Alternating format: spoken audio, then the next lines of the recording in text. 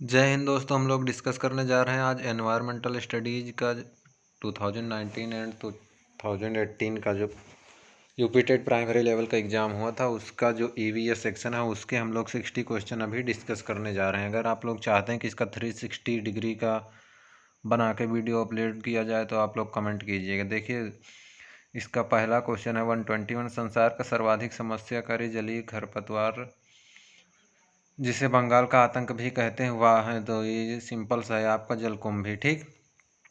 और इसका 122 नंबर है वायरस के अजैविक होने का लक्षण है, तो वायरस के अजैविक होने का लक्षण है आपका कि इसको क्रिस्टल के रूप में परिवर्तित किया जा सकता है। बाकी जो इसके 1 2 3 ऑप्शन है ये जो है इसके जैविक होने का लक्षण है। ठीक। ऑप्शन नंबर 4 इसका हो गया। पादप हार्मोन जो फलों को पकाने में सहायता करता है वो आपका एथाइलिन है। ठीक। Option number 4। और ये जो आंसर मैं आपको बता रहा हूँ पीएनपी का ऑफिशियल आंसर की जब आया था तब उससे मैंने इसको मैच किया था। ठीक। वही मैं बता रहा हूँ आप लोगों को, क्योंकि अब भी जो एग्ज़ाम होगा तो मानेगा तो पीएनपी अपना ही वाला ना।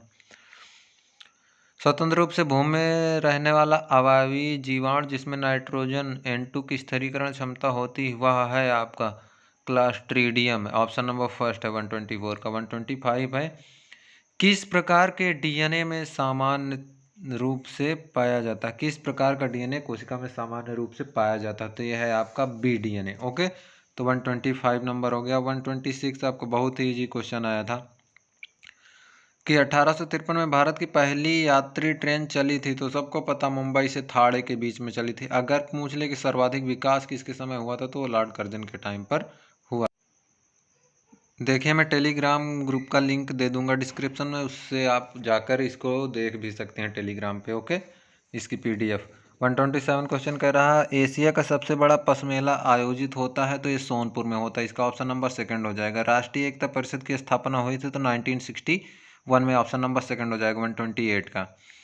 129 है कि समता के अधिकार का उल्लेख संविधान के अनुच्छेदों में मिलता है, तो समता के अधिकार का जो है आपका अनुच्छेद 14 से 18 है। ठीक। शोषण के विरुद्ध अधिकार इसका ऑप्शन नंबर फर्स्ट है 23-24। अनुच्छेद 19 से 22 से स्वतंत्रता का अधिकार, और अनुच्छेद इसका जो है 25 से 28 है आपका धार्मिक स्वतंत्रता का अधिकार। ठीक।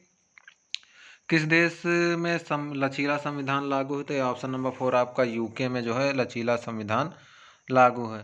पूर्व आपके ग्रामीण जो है अधिवास में शामिल है। ठीक।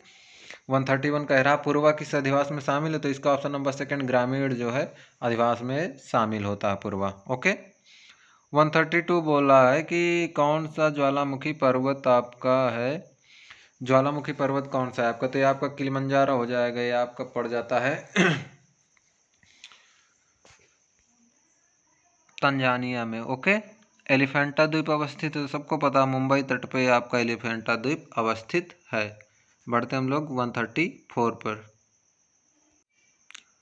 क्वेश्चन नंबर 134 है कि मानसूनी वन पाए जाते हैं जहां पर वर्षा होती है 70 से 200 सेंटीमीटर तक। आपका ऑप्शन नंबर थर्ड इसका सही हो जाएगा। क्वेश्चन नंबर 135 पर कार्बी एंगलोंग पठार का विस्तार है, तो ये कार्बी एंगलोंग पठार विस्तार है प्रायद्वीपीय पठार का। ठीक। क्वेश्चन नंबर 136 से भारत में महिलाओं के लिए आरक्षण की व्यवस्था कहाँ है, तो पंचायती राज संस्थाओं में है। ठीक। ऑप्शन नंबर 4 हो जाएगा 136 का। बढ़ते हम लोग 137। किसी राज्य के राज्यपाल की नियुक्ति के लिए कम से कम उम्र होनी चाहिए 35 वर्ष, और अगर राष्ट्रपति के लिए पूछे तो राष्ट्रपति के लिए भी कम से कम उम्र होनी चाहिए 35 वर्ष, और मुख्यमंत्री और प्रधानमंत्री के लिए आपकी होनी चाहिए 25। ओके, तो 137 का हो गया ऑप्शन नंबर 3। 138 बोल रहा है कि सुमेलित कूट को चुने, तो भारतीय संघ का मुखिया क्या होता है आपका, प्रधानमंत्री होता है, राज्य का राज्यपाल, और नगर निगम का मेयर होता है, ग्राम पंचायत का सरपंच हो जाएगा। तो इसका ऑप्शन नंबर फर्स्ट आपका राइट आंसर हो जाएगा। बढ़ते हैं हम लोग 139 पर। 139 बोल रहा है कि अनुच्छेद 356 का प्रथम प्रयोग कब और कहाँ हुआ, तो ये ऑप्शन के हिसाब से आपका केरल होगा ऑप्शन नंबर सेकंड, लेकिन ये सबसे पहले जो है पंजाब में लागू हुआ था। ठीक, तो पंजाब ऑप्शन में है नहीं, इसलिए ऑप्शन नंबर सेकंड इसका सही हो जाएगा 139 का। 140 बोल रहा है कि नगर निगम द्वारा कौन सा कर लगाया जाता है, तो चुंगी कर, गृह कर, मनोरंजन कर, ये सब आपके नगर निगम द्वारा लगाए जाते हैं या लगाया जा सकता है इनको। ठीक। 140 का हो गया 4। 141 बोल रहा है कि निम्नलिखित में से किस प्रदेश में रेनडियर पाया जाता है? तो रेनडियर आपका टुंड्रा प्रदेश में पाया जाता है। ओके, ऑप्शन नंबर थर्ड हो जाएगा इसका 141 का। 142 बोल रहा है कि निम्नलिखित में से कौन सा एक शीतोष्ण घास का मैदान नहीं है या शीतोष्ण घास प्रदेश नहीं है? तो कैंपस आपका उष्ण जो है घास का मैदान है। ओके, 142 का 2 हो जाएगा और बाकी जो तीनों है ये शीतोष्ण है। ओके, 143 बोल रहा है कि जनसंख्या के आकार के अनुसार बृहत्तम महाद्वीप है क्या? एशिया। पहला एशिया है, दूसरा आपका अफ्रीका, तीसरा यूरोप है और चौथा हो जाएगा उत्तरी अमेरिका। तो 143 का ऑप्शन नंबर फर्स्ट आपका सही हो जाएगा। 144 बोल रहा है कि थारू जनजाति कहाँ निवास करती है? तो थारू जनजाति आपका उत्तर प्रदेश के तराई क्षेत्र में निवास करती है और ये दीपावली को शोक के रूप में मनाती है। ऑप्शन नंबर सेकंड हो जाएगा 144 का। 145 देखते हैं। 145 बोल रहा है कि भिलाई इस्पात संयंत्र स्थित है, तो ये आपका छत्तीसगढ़ में स्थित है। इसका ऑप्शन नंबर फर्स्ट हो जाएगा। 146 बोला निम्नलिखित में से कौन सा अचल जीव का उदाहरण है? तो ये यूप्लेक्टेला हो जाएगा। ऑप्शन नंबर थर्ड हो जाएगा 146 का। 147 बोल रहा है कि प्रोटीन अणुओं की इकाई ये है, तो अमीनो अम्ल से मिलकर आपका बनता है प्रोटीन अणु। ठीक। 148 बोल रहा है कि निम्न में से कौन सा अंगक पादप कोशिकाओं में अनुपस्थित होता है? तो ये तारक काय है जो कि आपके पादप कोशिकाओं में अनुपस्थित होता है। ठीक, ऑप्शन नंबर 4 हो जाएगा 148 का। 149 कह रहा है कि मनुष्य के शरीर की सबसे बड़ी ग्रंथि कौन? तो ऑलमोस्ट सबको पता है कि इसका आंसर हो जाएगा यकृत। यकृत हमारे शरीर की सबसे बड़ी ग्रंथि है और यूरिया का निर्माण शरीर में यकृत में ही होता है। ओके, उत्तर प्रदेश का राज्य पक्षी है, तो 150 का ऑप्शन नंबर थर्ड हो जाएगा सारस या क्रेन। अगर राज की पुष्प की बात करें उत्तर प्रदेश की, तो ये होता है आपका क्या? ये होता है पलाश। ठीक, और अगर राजकीय चिन्ह की बात करें तो एक वृत्त, उसमें धनुष तीर बना रहेगा और 2 मछली। ठीक, अगर पूछ ले कि लखनऊ किस नदी के तट पे स्थित है, तो लखनऊ आपके जो है गोमती नदी के तट पे स्थित है। तो ये थे आपके 2019 का जो यूपी टेट प्राइमरी लेवल हुआ था उसके ईवीएस के क्वेश्चन। अब हम लोग 2018 का स्टार्ट करते हैं। ओके,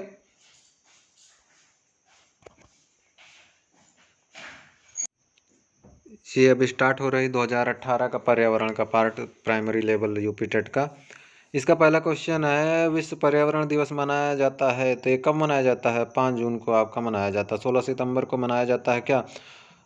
ओजोन संरक्षण दिवस या ओजोन दिवस। आपका 11 जुलाई को विश्व जनसंख्या दिवस मनाया जाता है। ठीक, MS स्वामीनाथन थे, एक कृषि वैज्ञानिक थे। भारत में हरित क्रांति के जनक MS स्वामीनाथन और विश्व में हरित क्रांति के जनक नॉर्मन बोरलॉग थे। ठीक, अगला क्वेश्चन है 123, wild life institute of India कहाँ स्थित है? तो ये आपके देहरादून में स्थित है। ओके, 124 बोला है, प्रकाश संश्लेषण के दौरान हरे पौधे निम्न में से किसे सोख लेते हैं? तो CO2 को सोख लेते हैं, ऑक्सीजन देते हैं। ठीक, 124 का थर्ड हो जाएगा। 125 बोल रहा है कि अपशिष्ट पदार्थों को खाने वाले जीवों को क्या कहा जाता है? उन्हें हम लोग कहते हैं मृतक भक्षी। 125 का ऑप्शन नंबर फर्स्ट।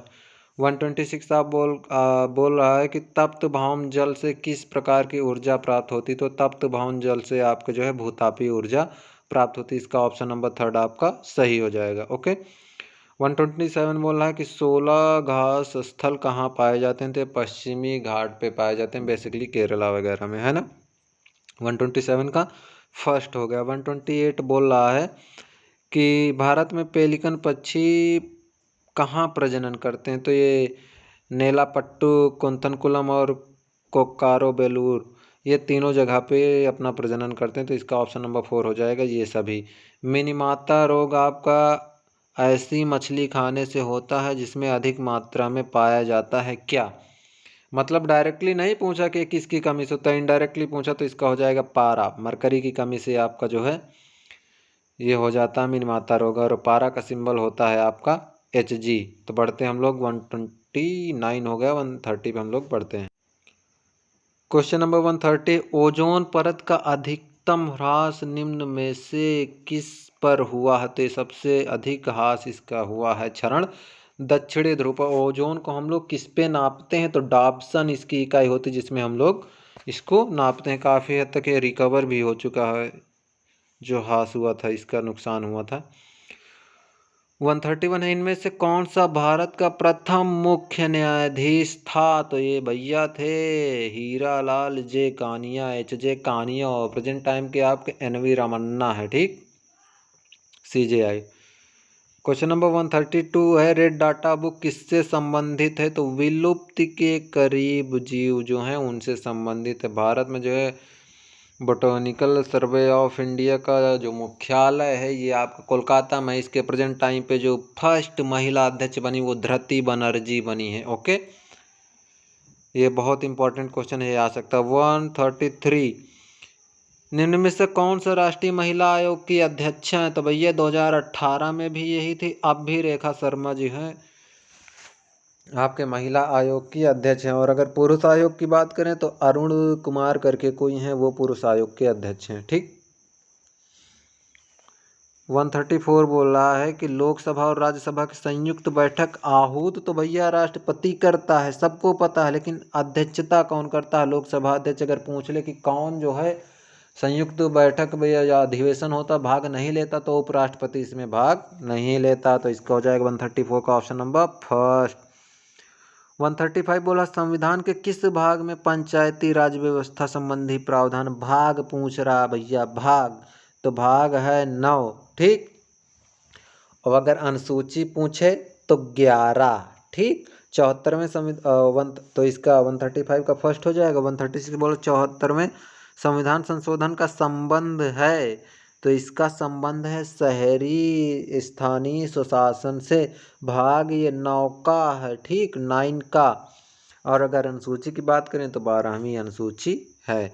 1992 में दोनों आए थे, 73वें और 74वें संविधान संशोधन। किस गैस के वर्षा के पानी में घुलने से पानी अम्लीय हो जाता? तो ये SO2 हो जाएगा। ठीक, सल्फर डाइऑक्साइड। ऑप्शन नंबर इसका नहीं दिया है, तो इसका हो जाएगा ऑप्शन नंबर थर्ड, SO2 हो जाएगा। ओके, तो बढ़ते हम लोग। तो 137 का आपका ऑप्शन नंबर हो जाएगा 4। 138 में बोल रहा है कि भारतीय संविधान में विधिका शासन का विचार जो है कहाँ से लिया गया है? तो एक इंग्लैंड से लिया गया, ऑप्शन नंबर सेकंड हो जाएगा। 139 बोल रहा है कि लोकसभा के चुनाव है तो अधिसूचना कौन जारी करता है? तो भारत का निर्वाचन आयोग जारी करता है, ऑप्शन नंबर फर्स्ट। 140 बोल रहा है कि लोकसभा की कार्यवाही के प्रथम घंटे को कहा जाता है? तो इसे बोलते हैं हम लोग प्रश्नकाल बोलते हैं। ठीक, और प्रश्नकाल के बाद का होता शून्यकाल। शून्यकाल भारत की देन है। 141 बोल रहा है वर्षा जल संग्रहण क्या है? तो वर्षा जल संग्रहण है वर्षा जल का जमाव और भंडारण ही वर्षा जल संग्रहण है। ठीक, ऑप्शन नंबर सेकंड। 142 है भारतीय गैंडा का कहाँ संरक्षण प्राप्त है? तो ये आपका जो है काजीरंगा नेशनल पार्क में एक सींग वाला गैंडा प्रसिद्ध है। ठीक, जिम कॉर्बेट नेशनल पार्क का रामगंगा नेशनल पार्क हो गया। बांदीपुर आपका कर्नाटक में है। गिर जो है गुजरात में है। एशियाई शेरों के लिए प्रसिद्ध है गिर नेशनल पार्क। ओके। 143 बोला कौन सा क्रम पारिस्थितिक तंत्र में ऊर्जा प्रवाह के संबंध में सही है? तो ऑप्शन नंबर थर्ड है इसका, उत्पादक उपभोक्ता अपघटक। ठीक, कौन सी ग्रीन हाउस गैस वातावरण में सबसे अधिक मात्रा में उपस्थित रहती? तो ये CO2 रहती। ठीक, कार्बन डाइऑक्साइड, इसे ही शुष्क बर्फ भी कहते हैं। 144 का थर्ड हो जाएगा। 145 पे हम लोग आते हैं। 145 जो था बहुत ही इजी क्वेश्चन था। किस वर्ण की उपस्थिति के कारण पौधे हरे होते हैं? तो इसका ऑप्शन नंबर 4 होगा, क्लोरोफिल। ये बहुत ही इजी क्वेश्चन था। आइए बढ़ते हम लोग 146 पे। 146 बोल रहा है कि मानवीय गतिविधियां जो पृथ्वी पर जलवायु परिवर्तन के लिए जिम्मेदार हैं, तो वो है क्या? वनों को जलाना, कृषि क्रियाकलाप, एयरोसोल कैन का उपयोग। तो उपयुक्त सभी ऑप्शन नंबर 4 इसका राइट आंसर हो जाएगा। ठीक, और अगर पूछा जाए कि 2009 का Oxford word of the year क्या था? तो वो था आपका क्लाइमेट चेंज। ठीक, और 2020 का क्या था आपका? 2020 का था आत्मनिर्भरता। 2021 का है आपका वैक्स। तो आइए हम लोग बढ़ते हैं 147 पे। 147 बोल रहा है कि यूफॉर्बिएसी फैमिली की कौन सी फसल बायोडीजल उत्पन्न करने के लिए जानी जाती है? तो वो है आपका jatropha, option number first. Okay. 148 बोल रहा कितना भौकाल से क्वेश्चन दिया इस पे। जड़ी बूटियों की रानी, भारत की सबसे पवित्र जड़ी बूटी है। इस औषधि पौधे का हिंदू धर्म में महत्व है। इतने से ही अंदाजा लगा लो भैया कि तुलसी के अलावा कोई दूसरा हो नहीं सकता है। पूरा इसको पढ़ने की ज़रूरत भी नहीं है। इसका वानस्पतिक नाम ओसिमम सैक्टम है। ठीक, तो ये तुलसी हो जाएगा भैया। इतने से ये इतना आधा लाइन पढ़ लो, एक लाइन उसी से समझो कि सबसे ज़्यादा पूजनीय कौन सा पौधा, तुलसी है। और पीपल इसमें ऑप्शन में है नहीं। ठीक, आइए बढ़ते हैं 149। ये कंफ्यूजिंग क्वेश्चन था भाई साहब। बोला पीने के लिए सुरक्षित पानी को क्या कहते हैं। तो बहुत लोग इस पे आज तो जल टिक करके आए होंगे, लेकिन सिंपल से होगा, इसका पीने योग्य पानी होगा 149। ठीक, तो 149 का हो जाएगा फर्स्ट ऑप्शन। और ये भी बहुत सिंपल सा क्वेश्चन आया था कि 1984 में भोपाल गैस त्रासदी निम्नलिखित में से किस गैस के रिसाव कारण हुई थी। तो MIC मेथिल आइसोसाइनेट के कारण हुई थी। तो अभी इसका ऑप्शन नंबर फर्स्ट हो जाएगा। तो अभी हमने कंप्लीट कर लिया 2019 और 2018 के EVS के जितने क्वेश्चन थे। अगर आप लोगों को लग रहा हो कि इसका 360 इसका जो है एक्सप्लेनेशन के साथ वीडियो अपलोड करा जाए तो कमेंट करना ज़रा। और PDF चाहिए तो इसका टेलीग्राम ग्रुप ज्वाइन कर लीजिएगा। ओके, मिलते हैं नेक्स्ट वीडियो में। तब तक के लिए स्वस्थ रहिएगा, मस्त रहिएगा। जय हिंद, वंदे मातरम, इंकलाब जिंदाबाद।